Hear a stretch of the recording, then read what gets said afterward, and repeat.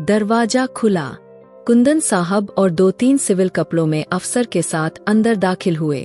अंदर आते ही सबने बाकायदा सलूट किया, जबकि उसने हल्का सा सर हिलाकर जवाब दिया। यह देखकर कुंदन शर्मा ने सागर को देखते हुए बोले, मैंने कहा था ना, आप बिना सुरक्षा के कहीं नहीं आ जा सकते, लेकिन आपने फिर भी यह खतरा मोड़ लिया था।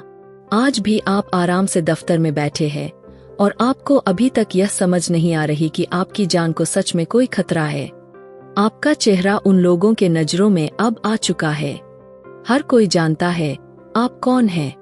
सागर ने अपनी नजरें सीधे कुंदन पर जमा दी और धीमे शब्दों में बोला, यहाँ तुम मुझे लेक्चर देने आए हो या मेरी बात सुनने के लिए आए हो? कुंदन शर्मा जल्दी सीधा होकर बोला, फिलहाल सर आपकी बात सुनने के लिए ही तो आया हूँ, लेकिन कहना मेरा फर्ज है क्योंकि हम सब आपकी सुरक्षा चाहते हैं। सर, सागर ने गहरी सांस ली, दोनों हाथ पर हाथ रखे और सीधा होकर बैठा। फिक्र करने की कोई जरूरत नहीं कुंदन, मैं खुद अपना ध्यान रख सकता हूँ। आप एक काम करो, उस घटना स्थल को ट्रेस करने की कोशिश करो। कुंदन शर्मा ने बहुत जल्दी ध्यान दिया। सागर ने बात चालू रखी और रेस्टोरेंट के सामने 4 कैमरे लगे हुए थे जिस वक्त हमला हुआ था। मैं दाईं तरफ खड़ा था। तब एक लड़की ने मुझे धक्का दिया था और मेरी जान बचाई थी। उस तरफ भी एक कैमरा लगा हुआ था। तुम उस फुटेज पूरी जांच करवाओ और उस लड़की के बारे में पूरी जानकारी निकालो और उस शूटर को हर हाल में पकड़ना है। कुंदन शर्मा ने जल्दी हाँ में सिर हिला दिया। सर, हमने पूरी जानकारी निकाली है। वह लड़की बहुत ज्यादा साधारण और घरेलू मिजाज की लड़की है। नाम है उसका हिमानी। कॉलेज की स्टूडेंट है। 2nd ईयर में पढ़ती है। दिल्ली के पॉस इलाके में रहती है। उसके अलावा उसके पिता की रोड पर कई दुकानें हैं। वह एक बिजनेसमैन है और राम गोपाल वर्मा के नाम से कई रेस्टोरेंट भी है। उस लड़की का अभी तक कहीं भी रिश्ता नहीं हुआ है और वह कॉलेज के अलावा कहीं आती जाती भी नहीं है। सागर ने हल्की सी सर को हिलाकर चेहरे पर गंभीरता सजाई। उसके चेहरे से बेकरारी छलक रही थी। ठीक है, उसकी पूरी जानकारी मेरे पास लाओ और शटर का सुराग जल्दी से लगवाओ। यह कहते हुए जल्दी से हाथों के इशारे से उनको जाने का इशारा किया। कुंदन बाकी अफसर खड़े हुए सल्यूट करते तेजी से कमरे से बाहर निकल गए। कमरे में फिर चुप्पी छा गई। सागर ने एक पल को आंखें बंद की, जैसे उस लड़की की तस्वीर उसके दिमाग में ताजा हो रही हो, जिसने किसी जज्बे के तहत अपनी परवाह किए बिना उसकी जान बचा ली थी। वह एक पल था जब हजारों दिलों से नफरत करने वाला अपना दिल धड़कने से खुद को रोक नहीं पाया था। कमरे में हल्की चुप्पी छाई हुई थी। अलमारी खुली हुई थी और हिमानी की मां आरती देवी कपड़े सही तरीके से अलमारी में रख रही थी। धूप की हल्की शुरुआत हो गई थी। पर्दे से छन छन कर कमरे में रोशनी फैल रही थी। हर चीज तरीके से रखी हुई थी, जैसा कि आरती देवी का नेचर था। हर चीज तरीके से रखा होना चाहिए। एक घरेलू और बहुत ही जिम्मेदार औरत थी। दरवाजा धीरे से खुला। हिमानी हाँफते हुए अंदर दाखिल हुई। कदम धीमे थे और चेहरे पर उलझन साफ दिखाई दे रही थी। आरती देवी ने गर्दन मोड़कर उसे देखा और हल्की सी मुस्काई। बोली, क्या हुआ? तुम्हें भूख लगी है? मैं तो अभी रोटी बनाने जा रही थी। हिमानी कुछ कहे बिना उनके करीब आकर खड़ी हो गई। 2-3 पल बीते थे। माँ अभी अलमारी में कपड़े रख ही रही थी। फिर हिमानी धीमी आवाज में बोली, मम्मी, मुझे आपसे थोड़ी बात करनी है। क्या थोड़ा वक्त मिल सकता है? आरती देवी ने एक नजर उस पर डाली। हाथ कपड़े पर रुके लेकिन चेहरे का कोई असर नहीं बदला। हाँ कहो, क्या हुआ? उनका शब्द बिल्कुल नॉर्मल था। नजरें झुकी और कुछ पल चुप रही। फिर हिम्मत करके बोली, वैसे पापा ने लव से शादी के लिए मना क्यों किया? कोई खास वजह? उन्होंने अलमारी का दरवाजा बंद किया और गहरी सांस लेकर कुर्सी पर बैठकर कहा, हाँ, मैंने ही मना करवा दिया था। हिमानी ने चौंक कर माँ की तरफ देखा। आपने क्यों मना करवाया मम्मी? उन्होंने बड़ी गंभीरता से जवाब दिया था, मुझे तुम्हारी वह आंटी बिल्कुल भी पसंद नहीं है। एक लालची औरत है। हर बात में फायदा ढूंढ लेती है और लोगों को इस्तेमाल करने की उसकी आदत है। और जहां तक लव की बात है, वह भी उसकी ही परछाई लगता है। माँ बेटे दोनों एक जैसे हैं। मेरा दिल तसल्ली में नहीं हो रहा था इस रिश्ते से, इसलिए मना कर दिया बेटा। हिमानी ने एक अभरी मगर जुबान से कुछ ना निकाला। आरती देवी ने उसे देखा और ज्यादा बोली नहीं। तुम्हें भी ज्यादा सोचने की जरूरत नहीं है। तुम जाओ अपनी पढ़ाई पर ध्यान दो। तुम्हारी कदनमाला या और कोई तुमसे कुछ कहे तो साफ कह देना, यह मेरे घर वालों की समस्या है। इसमें मेरा कोई रोल नहीं है। हिमानी ने हल्का सा सर हिला दिया। मम्मी, उसके होठों पर धीमी सी मुस्कुराहट थी, लेकिन आंखों में नमी और दिल में उदासी थी। वह चुप से पलटी और कमरे में बाहर निकल गई। इरादा कुछ और था, दिल की बात कहने की, माँ को अपनी पसंद बताने का, लेकिन शब्द गले में ही अटक गए थे। जैसे हमेशा की तरह आज भी वह खुद को रोक गई थी। शाम की धूप अब मध्यम पड़ चुकी थी। गली में हल्की हल्की ठंडी हवा चल रही थी। आसमान हल्के सुनहरी रंग में लिपटा हुआ था। रामगोपाल साहब के घर के बाहर एक गाड़ी आकर रुकी थी। गाड़ी में से एक बड़ी हैंडसम रोबदार ब्लैक 3 पीस में हल्की सी खुशबू और चलने के अंदाज में एक खास तरह का स्टाइल और हिम्मत। दरवाजे पर किसी की आहट हुई। आरती देवी ने दरवाजा खोला। उनके चेहरे पर मामूली सी नरमी थी, मगर सामने खड़े आदमी को देखकर वह पल भर को हैरान रह गई थी। जी कौन? उन्होंने पूछा। सामने खड़े सागर ने नरमी से मगर मजबूत शब्दों में जवाब दिया, मुझे रामगोपाल साहब से बात करनी है। मैं सागर हूँ, बिजनेसमैन, फिलिप्स कंपनी का मालिक। मेरा नाम सुना होगा आपने। आरती देवी ने बेकाबू होते बोली, जी हाँ सुना है। अंदर आ जाइए। वह जल्दी दरवाजे से हट गई और सागर को आंगन में ले आई। वह बहुत हैरान थी। सागर के लिए उनके मन में बहुत रिस्पेक्ट और हैरानी दोनों झलक रही थी। कुछ पल बाद राम गोपाल अंदर आए।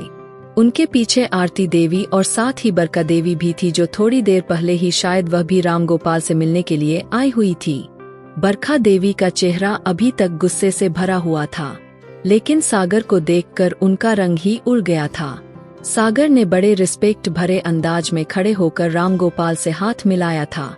रामगोपाल कुछ चौंक कर बोले, जी बोलिए, आपको कोई काम था? आप मेरे घर? सागर ने एक पल गहरी सांस ली और जिस काम के लिए आया था उस पर ध्यान दिया। उनकी आंखों में देखते हुए बोला, देखिए सर, मैं बात को घुमाऊंगा नहीं, सीधी बात करूंगा। मैं एक मशहूर बिजनेसमैन हूँ, आप शायद जानते भी हैं। रामगोपाल जल्दी बोले, जी आपको कौन नहीं जानता। मैं सच में बहुत हैरान हूँ कि आप मेरे घर आए। सागर ने उनकी बात पूरी होने से पहले आराम से बात आगे बढ़ाई। असल में मैं आपकी बेटी के लिए रिश्ता लेकर आया हूँ। मुझे मालूम है यह सुनकर आप हैरान होंगे और शायद यह भी सोच रहे हो कि मेरी उम्र आपकी बेटी से 9 या 10 साल बड़ी होगी, लेकिन मैं वादा करता हूँ उसे खुश रखूंगा, इज्जत दूंगा और जिंदगी का हर सुख आराम दूंगा। आरती देवी ने मुंह खोलकर एक दूसरे की तरफ देखा। हैरानी परेशानी एक साथ उनके चेहरे पर दिखाई देने लगी। रामगोपाल ने नजरें झुकाकर कुछ पल चुप्पी साध ली थी। बरखा देवी का तो मुंह खुला का खुला ही रह गया था, जैसे शब्द ही साथ छोड़ गए हो। रामगोपाल ने एक नजर अपनी पत्नी पर डाली, फिर बरखा देवी के बदलते असर देखे और फिर दोबारा सागर को देखा, जैसे अब फैसला करना बाकी था। आंगन के हवा में एक बोझल चुप्पी सवार हो गई थी। सागर की बात पूरी होने से पहले बरखा देवी जैसे होश में आई।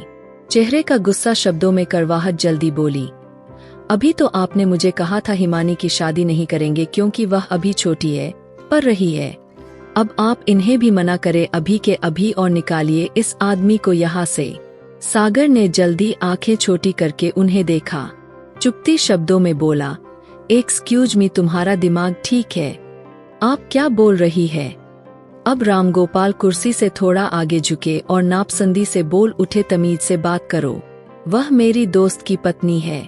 सागर ने गहरी सांस लेकर खुद पर काबू रखा, फिर ठंडे शब्दों में बोला, मैं तमीज से ही बात कर रहा हूँ सर, लेकिन यह औरत उल्टी सीधी बातें कर रही है।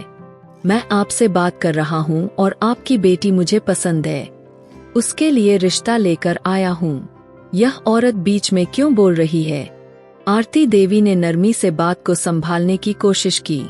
अरे बेटा, यह आंटी है, मेरी बेटी की आप फिक्र ना करें, हम आपसे खुद बात करेंगे। मगर रामगोपाल ने हाथ उठाकर आरती देवी को चुप रहने का इशारा किया। एक सेकंड, आपने मेरे घर आए मेहमान से जिस शब्दों में बात की है वह बर्दाश्त के लायक नहीं है। अगर आप मेरे पास रिश्ता लेने आए हैं तो इसका मतलब है कि आप मेरे पूरे परिवार से, मेरे दोस्त यार से रिश्ता मांग रहे हैं। उनके शब्दों में अब थोड़ी सी कड़वाहट शामिल हो गई थी। नहीं देनी मुझे अपनी बेटी, चले जाइए आप यहाँ से। आपको बिल्कुल भी तमीज नहीं है बात करने की। सागर ने आंखों में हैरानी और गुस्से का मिलाजुला असर लिए रामगोपाल को देखा। क्या हो गया आपको सर? मैंने कोई बदतमीजी नहीं की है, मैं सिर्फ इतना कहना चाह रहा हूँ। वह बात पूरी करता इससे पहले बरखा देवी फिर से बीच में बोल पड़ी थी। समझ नहीं आ रहा तुम्हें, जाओ यहाँ से जल्दी। सागर ने तीखी और तेज शब्दों में उनकी तरफ देखा। चुप रहिए आप, मैं आपसे बात नहीं कर रहा। उसका अंदाजा सख्त गुस्से में था। बात तो पूरी होने से पहले ही रामगोपाल उठकर खड़े हो गए। आंखों में नाराजगी थी। जाओ यहाँ से, नहीं देनी मुझे अपनी बेटी आपको। अब तुम मेरे घर में खड़े होकर मेरे ही घर आए मेहमान और बेटी को इस तरह से ट्रीट करोगे? तुम्हें क्या लगता है तुम जैसे आदमी को अपनी बेटी दूंगा? सागर कुछ पल उन सबको देखता रहा, गहरी सांस ली और फिर ठंडे शब्दों में बोला, गलती कर रहे हैं आप रामगोपाल जी। यह औरत आपको डस लेगी और जिस तरीके से आपने मेरी आव भगत की है उसका हर्जाना आपको जरूर भुगतना पड़ेगा। रामगोपाल ने हाथ के इशारे से दरवाजे की तरफ इशारा किया। आप जाओ यहाँ से जल्दी। सागर ने एक नजर पूरी उस जगह पर डाली, कोई भी शब्द कहे बिना पलटा और लंबे कदमों से दरवाजे की तरफ बढ़ गया। पीछे आंगन में बिल्कुल चुप्पी का तूफान छा चुका था। प्रिंसिपल ऑफिस के हवा हमेशा की तरह चुप और बिल्कुल सन्नाटे में था। सोफे पर टांग रखे काले कपड़ों में सागर बड़े तसल्ली भरे अंदाज में बैठा था। उसकी नजरें सामने मौजूद फाइल पर थी, मगर चेहरे पर एक गहरी गंभीरता छाई हुई थी। दरवाजे पर हल्की सी किसी की आने की आहट हुई। प्रिंसिपल मैडम ने सर उठाया। अंदर आ जाइए, दरवाजा खुला है। हिमानी अंदर दाखिल हुई। वह क्रीम कलर के सूट पहने, बैग कंधे से लटकाए हुए, वह नपे तुले कदमों से चलती हुई प्रिंसिपल के चेयर तक पहुंची थी। गुड मॉर्निंग मैडम, आपने बुलाया? प्रिंसिपल ने बगैर किसी असर से हल्का सा सर हिलाया, सामने सोफे की तरफ इशारा किया। मैंने नहीं, सर ने बुलाया है आपको, आपसे बात करनी है उन्हें। हिमानी ने गर्दन मोड़कर देखा तो उस पर बैठे सागर को देखकर वह एक पल को बिल्कुल सुन रह गई। चेहरे पर हैरानी का साया था, मगर खुद पर काबू पाते हुए वह पलटी। सागर गंभीर शब्दों में बोला, बैठिए मैडम जी, मुझे आपसे कुछ बात करनी है। वह उलझी हुई नजरों से बोली, जी सर कहिए, मैं सुन रही हूँ, लेकिन यह प्रिंसिपल ऑफिस है, यहाँ स्टूडेंट को बैठने की परमिशन नहीं होती। सागर ने नजरें उसकी तरफ मोड़ ली, सुकून से जवाब दिया, आप स्टूडेंट के साथ साथ अब कुछ और भी है, बैठ जाइए। हिमानी ने एक नजर प्रिंसिपल को देखा जो अब बिल्कुल चुप से फाइल में बिजी थी। वह झिझकते हुए बैठी। सागर ने सीधा उसके आंखों में देखकर कहा, कल रात मैं आपके पापा से मिला था। कल बहुत बेइज्जती के साथ उन्होंने मुझे अपने घर से निकाल दिया था, सिर्फ इसलिए कि आपकी आंटी को मेरी बात नापसंद हुई थी। हिमानी का चेहरा बहुत ज्यादा डरा हुआ था। लेकिन मैं सीधी बात करता हूँ हिमानी, मैं आपसे शादी करना चाहता हूँ। बात पूरी करता उससे पहले कि हिमानी हड़बड़ा कर खड़ी हुई। अगर पापा ने मना कर दिया है तो फिर मेरी तरफ से भी मना है, यह कहकर वह जाने को मुड़ी। लेकिन सागर ने झिझकते हुए उसकी कलाई को थाम ली। बैठो, मेरी बात अभी खत्म नहीं हुई है, बिना परमिशन तुम यहाँ से जा नहीं सकती। हिमानी ने घबराकर उसे देखा, आंखों में उलझन, डर, हैरानी एक साथ सिमटे थे। सागर नरम मगर मजबूत शब्दों में बोला, तुम्हारे पापा की पूरी जानकारी मेरे पास है, वे कभी तुम्हारी शादी नहीं करने देंगे। उसमें फैसला लेने की हिम्मत नहीं, उनके हर फैसले में कोई ना कोई रुकावट होती है। वह गहरी सांस लेकर बोला, इस ठीक होगा, शादी करके खुद उन्हें बताओ, मैं अभी इसी वक्त तुमसे शादी करने को तैयार हूँ। सागर ने नजरें नीचे करके इतनी बड़ी बात बोल दी थी। खुद से की हुई पसंद की चीज में कभी नहीं छोड़ता। तुम मेरी पसंद हो। अब भी उसे फटीफटी नजरों से वह देख रही थी। पल भर के लिए वह जैसे बिल्कुल सुन हो चुकी थी। सागर अभी और ज्यादा कुछ कहने ही वाला था कि वह अचानक हिमानी डर कर बोली, दिमाग ठीक है? आपका क्या बकवास कर रहे हैं? सागर के चेहरे पर एक पल को हैरानी उभरी, लेकिन उसी पल उसने पीछे रखी गन उसके सर पर तान दी। वह बिल्कुल साधारण सी लड़की थी। जल्दी से डर कर पीछे हट गई। वह कांपते शब्दों में बोली, मैडम जी। वह घबराकर प्रिंसिपल की तरफ मुड़ी। यह कौन है, बताइए मुझे। प्रिंसिपल मैडम ने सर उठाया। उनके चेहरे पर अजीब सा डर सवार था। हम माफी चाहते हैं, लेकिन यह आपका और उनका पर्सनल मामला है। हमें इसमें पड़ने की कोई जरूरत नहीं। यह सुनकर हिमानी का रंग बिल्कुल फीका पड़ गया था। वह डर की निगाहों से सागर को देखने लगी, जिसका अंदाजा अब पूरा उसे डराने के लिए ही बैठा था। बैठ जाओ, नरमी से मगर दबाव से बोला। बात पूरी होने दो। मैं पागल नहीं हूँ, मारूंगा नहीं तुम्हें, लेकिन अगर तुमने कोई भी गलत कदम उठाने की हिम्मत की, तुम अभी खत्म कर दूंगा तुम्हें। सागर साहब, आपको अंदाजा भी है आपकी बात कितनी अजीब है? वे कांपते शब्दों में बोली, पापा ने मना कर दिया तो अब क्या रह गया है? इसका मतलब यह तो नहीं कि आप मुझे मजबूर करें। मैं मजबूर नहीं कर रहा।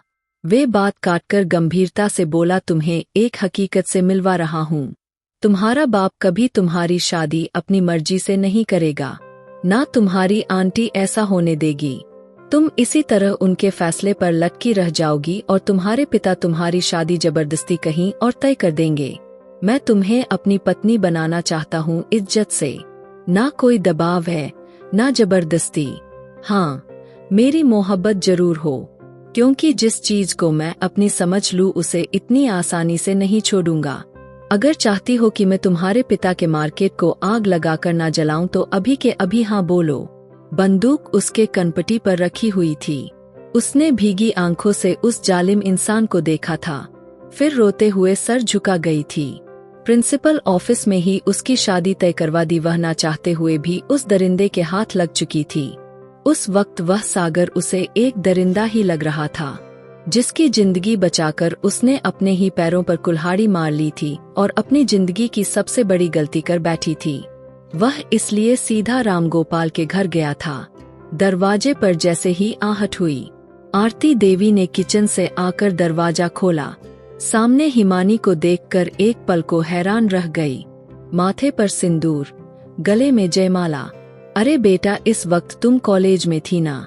यह क्या पहन रखा है और माथे पर यह क्या लगा रखा है? हिमानी का चेहरा आंसुओं से भीगा हुआ था। वह एकदम माँ के गले लग गई। मम्मी सिर्फ इतना ही कह पाई थी, बाकी सब सिसकियों में छुप कर रह गया था। आरती देवी परेशानी से उसे थामे खड़ी रह गई। क्या हुआ बेटी, कोई परेशानी हुई है? कुछ बोलो तो सही। अभी वह कुछ समझने की कोशिश कर रही थी कि पीछे से दरवाजे पर मौजूद कदमों की चाप और गहरी आवाज ने उन्हें चौंका कर रख दिया था। अरे नहीं हिमानी, इस तरह रोते नहीं। मम्मी को परेशान मत करो। आरती देवी ने गर्दन घुमाकर देखा तो सागर दरवाजे से अंदर दाखिल हो रहा था। उसे देखते ही उनका चेहरा बिल्कुल पीला पड़ गया। हिमानी जल्दी से पीछे हुई, अपनी माँ के पीछे जाकर छुपी। यह क्या हो रहा है? आरती देवी की आवाज कांप रही थी। तभी अंदर से रामगोपाल तेज कदमों से बाहर आए। यह क्या समस्या है? तुम यहाँ क्यों आए हो? उसे अपने घर में देखकर उन्हें आग लग गई थी। सागर कदम धीरे धीरे बढ़ाते हुए बेपरवाह अंदाज में मुस्कुराया और बोला, अरे सर, आप रिलैक्स हो जाइए, ऐसा कुछ भी नहीं हुआ। ससुर जी, कोई समस्या नहीं, मैं आपकी बेटी को छोड़ने आया हूँ। रामगोपाल के चेहरे के असर पल भर में बदलते जा रहे थे। क्या मतलब तुम्हारा? सागर ने अपने जेब से कागज निकालकर मैच पर रखते हुए बड़े रोबदार शब्दों में बोला, मत बिल्कुल साफ है। हम दोनों ने शादी कर ली है। यह रहे शादी के कागज। हमने कानूनी तौर से भी शादी कर ली है और धार्मिक तरीके से भी शादी कर ली है। आरती देवी ने आंखें फाड़कर कागज की तरफ देखा। हिमानी माँ के पीछे खड़ी रही, जैसे अपनी बेटी को खुद से छुपा रही हो। रामगोपाल आगे बढ़े। सागर के कॉलर के तरफ हाथ बढ़ाया ही था कि जल्दी से पीछे हटा और गुस्से वाली शब्द में बोला, अरे यह गलती सोचकर भी मत करना। रामगोपाल जी, मैं कोई आम लड़का नहीं हूँ, बहुत खतरनाक इंसान हूँ। मुझे मजबूर ना करें। कमरे में सन्नाटा छा गया। आरती देवी ने बेटी की तरफ देखा जो सर झुकाए कांप रही थी। सागर ने एक निगाह उस पर डाली और नरमी से मगर गहरी आवाज में बोला, और तुम लड़की अपना ख्याल रखना। अब तुम सिर्फ अपने माँ बाप की जिम्मेदारी नहीं हो, मेरी धर्मपत्नी भी हो और मेरी अमानत हो, और मेरी अमानत में खयानत नहीं होनी चाहिए। यह कहकर वह आखिरी नजर सब पर डाले बिना दरवाजे की तरफ पलटा और धीरे से दरवाजा बंद करता चला गया। पीछे पूरा घर जैसे पत्थर का बन गया हो। आरती देवी शक में बैठी बेटी को देखती रही। रामगोपाल ने चुप्पी से कागज उठाकर हाथ में लिए और उसी पल ही मानी। यह सब बर्दाश्त न करते हुए जमीन पर गिरकर बेहोश हो गई थी। वह दोनों पति पत्नी अपनी बेटी की तरफ भागे थे। एक हफ्ते के बाद रेस्टोरेंट की भीड़ में वह एक आदमी के साथ कोने में सर झुकाए बैठी थी। हाथों की उंगलियां एक दूसरे में फंसी हुई थी। चेहरे पर घबराहट साफ दिखाई दे रहे थे। शादी को पूरा एक हफ्ता बीत चुका था। यह खबर अब पूरे परिवार में फैल चुकी थी। आज दोपहर से लव का फोन आया था। वह उससे बात करना चाहता है। वह समझी शायद कोई वैसी ही बात हो या अफसोस, मगर दिल बेचैन था। कुछ पल के बाद लव रेस्टोरेंट के दरवाजे पर सफेद कोट पट में तेज कदमों से चलता हुआ उसके मेज तक आया था। उसका हालचाल पूछा और बैठ गया। हिमानी ने दबी आवाज में जवाब दिया और नजरें झुका ली। उसको काफी घबराहट हो रही थी। उसने गहरी सांस ली और बिल्कुल गंभीर शब्दों में बोला, हैरानी की बात है, शादी हो गई तुम्हारी, वह भी कॉलेज में बैठकर सबके सामने। तुमने रोका क्यों नहीं, मना क्यों नहीं किया? वैसे ना जाने क्यों मुझे इस कहानी में झोर लगता है। हिमानी ने नजर ऊपर उठाई और थके हुए शब्दों में बोली, उसने मेरे सर पर बंदूक रखी थी, धमकी दी थी अगर मना किया तो पापा को मार डालेगा। अगर कुछ भी ऐसा होता तो मैं जिंदा नहीं रह पाती, इसलिए चुप से हाँ करती थी। मैं बंदूक के सामने मजबूर हो गई थी। लव गुस्से की हंसी के साथ बोला, ओहो, तो यह एक कुर्बानी थी। अब तुमने बहुत बड़ी कुर्बानी दी है। यह तो अजीब बात है। हिमानी घबरा गई। कुछ कहने वाली थी कि लव ने उसका हाथ थाम लिया। वह चौंक कर पीछे हुई, लेकिन उसने बात चालू रखी। जानती हो मैंने तुम्हें यहाँ क्यों बुलाया है? तुम्हें यह समझाने के लिए कि तुमने बहुत बड़ी गलती की है, लेकिन अभी भी वक्त है, एक रास्ता है। हिमानी ने चुपके से उसकी तरफ देखा। तुम मेरे साथ संबंध बना लो, हम सबको बता देंगे कि तुम प्रेग्नेंट हो गई हो। फिर तुम सागर से डिवोर्स ले लोगी और मुझसे शादी करोगी। मेरी माँ की भी यही इच्छा पूरी हो जाएगी। तुम्हें भी तुम्हारी मोहब्बत मिल जाएगी जो तुमने कभी चाही थी। हिमानी का चेहरा गुस्से में बदल गया था। लव, आप क्या कह रहे हैं? ऐसी बातें करके आप मेरी नजरों में और भी गिर गए हैं। मैं आपसे मोहब्बत करती थी, लेकिन इसका मतलब यह बिल्कुल भी नहीं है कि मैं अपना इज्जत दांव पर लगा दूं। वह बड़ी हैरान होकर बोली थी। वह साधारण लड़की जरूर थी, लेकिन बेवकूफ नहीं थी। लव कुछ और बोलने ही वाला था कि हिमानी की आंखों में नमी साफ नजर आ रही थी। मुझे शर्म आती है आपको अपनी मोहब्बत कहते हुए। जो आदमी ऐसी बातें सोच सकता है, वह मोहब्बत के काबिल नहीं हो सकता। लव थोड़ा जल गया था। क्या गलत है इसमें? मैं तुम्हें हासिल करना चाहता हूँ, तुम भी चाहती हो तो क्या बुराई है? तभी एक कुर्सी की चीखने की आवाज सुनाई दी और सागर चुपके से उनके साथ वाली कुर्सी खींचकर बैठ गया। हिमानी और लब दोनों जैसे बिल्कुल सुन हो गए थे। पल भर के लिए हवा में घबराहट फैल गई थी। सागर ने लब की तरफ देखा। चेहरे पर वही गंभीरता थी, मगर आंखों में एक अजीब ठंडक, जैसे तूफान से पहले चुप्पी की होती है। आप लोगों की बात पूरी हो गई हो तो मैं भी कुछ कहूँ? सागर की आवाज गूंजी। दोनों अगली सांस लेना भूल गए। सागर ने लव की तरफ देखा। चेहरे पर गुस्सा था, आवाज में जहर छुपा हुआ था। यह जो लड़की तुम्हारे सामने बैठी है, यह अब मेरी पत्नी है। और सुन लो, मैं तुम्हारी तरह लालची बिल्कुल भी नहीं हूँ जो किसी के बाप के कारोबार के लिए उसकी बेटी को इस्तेमाल करने लग जाऊं। लव ने चौंक कर उसकी तरफ देखा। कुछ बोलने की कोशिश की, मगर सागर ने हाथ उठाकर उसे रोक दिया। वेरी गुड हिमानी, जो तुमने जवाब दिया है वह सुनकर मुझे सच में बहुत खुशी हुई है। आज तुम पर मुझे फक्र महसूस हो रहा है। और अब सागर ने लव की तरफ उंगली उठाई। यहाँ से दफा हो रहे हो या मैं गार्ड को बुलवाकर तुम्हारी अच्छी खासी खाती करवाऊं। लव का रंग एकदम सफेद पड़ गया था। वह हड़बड़ाकर कुर्सी से उठता नजरें चुराते हुए जल्दी से वहां से निकल गया। जैसे उसे जमीन निकल गई हो या आसमान गिरा हो। वहां चुप्पी छा गई। हिमानी की आंखें नम थी, चेहरे पर उलझन, शर्मिंदगी, दुख का मिलाजुला असर था। वह उसको देखते हुए बोला, यह थी आपकी मोहब्बत।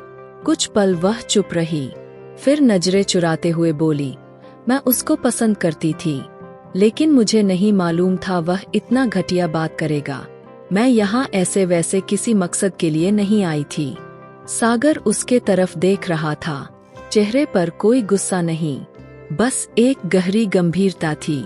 हिमानी, मैं जानता हूँ तुम उसे दिल से चाहती थी, इसलिए तुम्हें दुख हुआ है, लेकिन अच्छा हुआ आज तुमने असल चेहरा देख लिया है। पर जहाँ तक संबंध की बात है, उनकी नीयत खराब थी तुम पर। मैंने उसकी पूरी इन्फॉर्मेशन निकलवा ली है।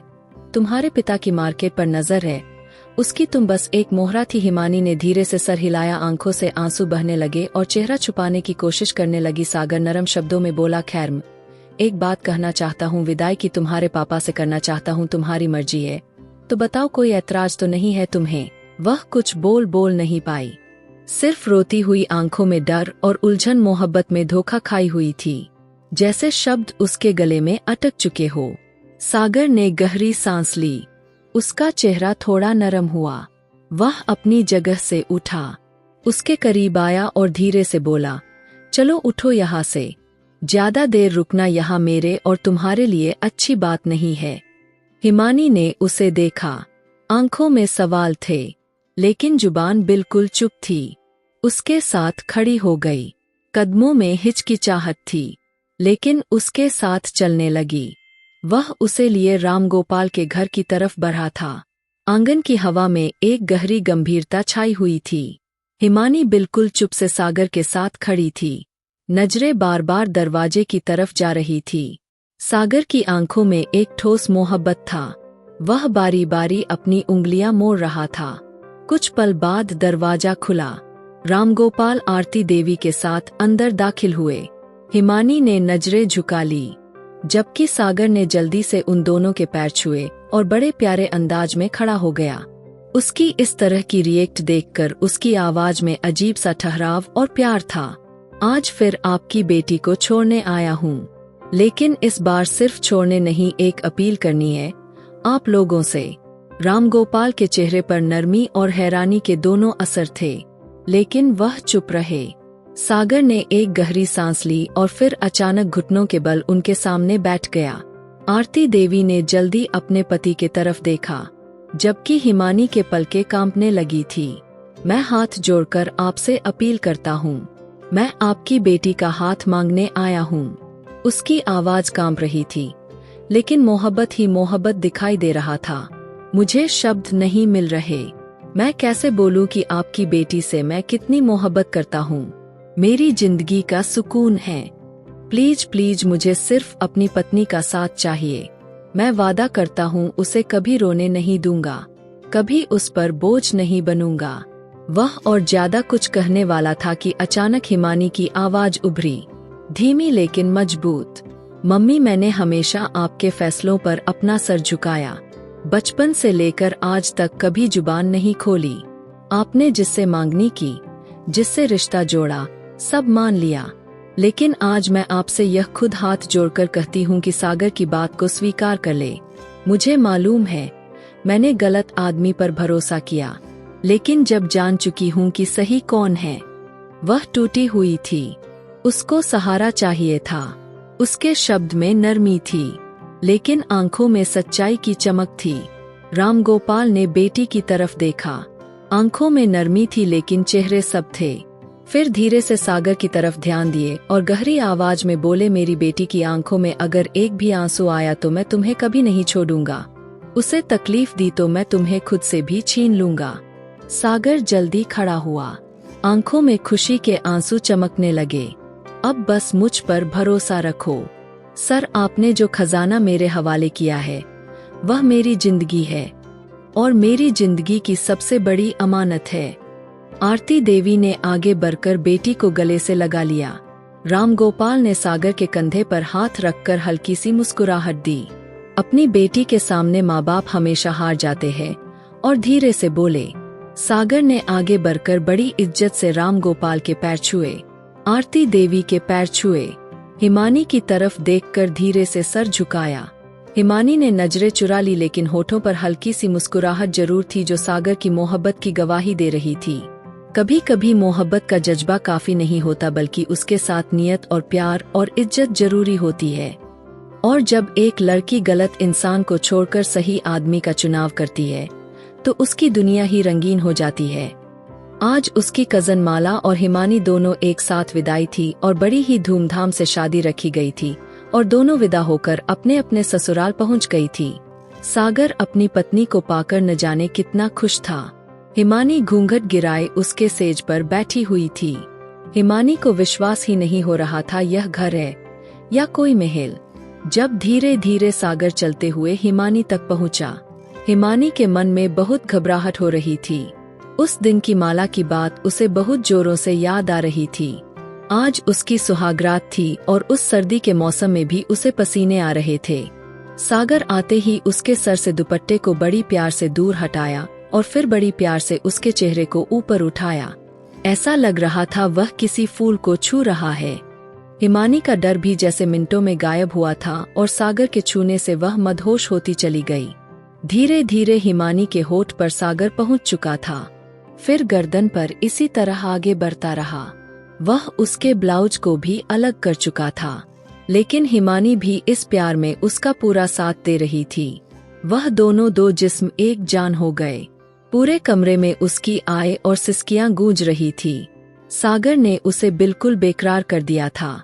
2 दिन के बाद वह अपने मायके आई थी। माला भी उससे मिलने के लिए आई थी। हिमानी ने उसकी सुहागरात के बारे में उससे बात की। उसने कहा, मयूर भी बहुत अच्छा इंसान है। मेरी अभी तक सुहागरात नहीं हुई है, क्योंकि मेरी सुहागरात के दिन ही डेट आ गई थी और मयूर से मैंने माफी मांग ली थी। मयूर 2 दिन मुझे सिर्फ चूमता रहा और देखता रहा। आज मैं यहाँ आ गई हूँ। अभी थोड़ी देर पहले ही मयूर का फोन आया था। मैं अभी आपको लेने आ रहा हूँ, पर मैं क्या बताऊँ हिमानी, मुझे बहुत डर लग रहा है। तुम बताओ तुम्हारे साथ क्या हुआ था? हम तो कब के 2 जिस्म एक जान हो गए हैं। मुझे एक दिन भी सागर ने नहीं छोड़ा। हर रात उसने अपना हक वसूल किया है और मैंने भी उसका पूरा साथ दिया है। वह बहुत अच्छा इंसान है और ऐसा कुछ भी डरने की जरूरत नहीं, जैसा कि तुम डर रही हो। जब तुम्हें मयूर पसंद है तो उसमें डरने की क्या जरूरत है? बस तुम मयूर का साथ देना। वह रात भी बीत जाएगी जब तुम 2 जिस्म एक जान हो जाओगी और बहुत ही मजा आएगा। माला हंसने लगी थी। माला ने एक और बात कही। जो बात सागर ने कही थी वह सच साबित हुई थी। लव तुमसे कोई प्यार नहीं करता था। उसकी तो न जाने कितनी लड़कियों के साथ सेटिंग है। हमारे बारात वाले दिन ही एक लड़की ने उस पर रेप केस किया था और उस केस में वह मुजरिम साबित हुआ है। अच्छा हुआ जो तुम्हें सागर मिल गया, नहीं तो वह तुम्हारे साथ पूरी जिंदगी चीट करता। भगवान जो भी करता है हमेशा भले के लिए करता है। अगर इंसान अच्छा हो तो भगवान उसके लिए हमेशा अच्छा ही सोचता है। हिमानी ने कहा, माला तुम बिल्कुल सच कहती हो। शायद भगवान ने यह जोड़ी ऊपर से बनाई है, तभी तो मैं अनजाने में सागर तक पहुंच गई। मैं इस बात को पूरे दिल से स्वीकार करती हूँ। यह जोड़ी ऊपर से ही बनते हैं। आप लोगों को कैसी लगी माला और सागर की प्रेम कहानी कमेंट में जरूर बताना। और मेरी वीडियो आप लोग जहां कहीं से भी देखते हैं, कमेंट में अपने शहर और राज्य का नाम जरूर बताएं। मुझे आप लोगों के कमेंट पढ़ने में बहुत आनंद आता है और उन सभी का मैं बहुत बहुत धन्यवाद करना चाहती हूँ जो लोग मेरी वीडियो को देखते हैं, लाइक करते हैं और शेयर करते हैं। अगर आपको आज की कहानी पसंद आई है तो वीडियो को जरूर लाइक कीजिएगा और अपने दोस्तों के साथ शेयर भी कीजिएगा। और हाँ, अगर आपने अभी तक हमारे चैनल को सब्सक्राइब नहीं किया है तो जरूर सब्सक्राइब कर ले। मिलते हैं हम अपनी कल की एक और नई दिलचस्प कहानी के साथ। मुझ पर सदा अपना प्यार और स्नेह बनाए रखें। सभी को मेरा प्यार भरा नमस्कार दोस्तों। खुश रहें, स्वस्थ रहें, मस्त रहें।